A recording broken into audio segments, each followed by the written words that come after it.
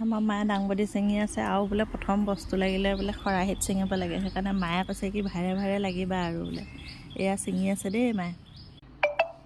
এয়া দেই ছিঙি আনিলোঁ দেই আজি ফাৰ্ষ্ট, একদম পূৰা এসাজৰ হৈও বেছি বাঢ়ি যাব, কাৰণ কেলৈ এতিয়া অকল মায়ে ময়ে আছোঁ খোৱা মানুহ, মানুহজন নাই, সেইকাৰণে এতিয়া আমাৰ কাৰণে যথেষ্ট মানে আৰু এইখিনি ঘৰত লগা তাজা তাজা দাংবডি, আমাৰ ফালে দাংবডি বুলি কোৱা হয়।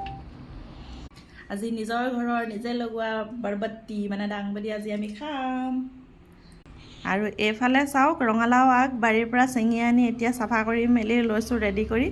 আৰু আজি আমি মানে চব ঘৰুৱা বস্তুৱে বনাম আৰু আমাৰ অকণমানিটোৱে মানে নাখায়, ডাঙৰটোৱে বাৰু খায় বাৰু কিছুমান বস্তু।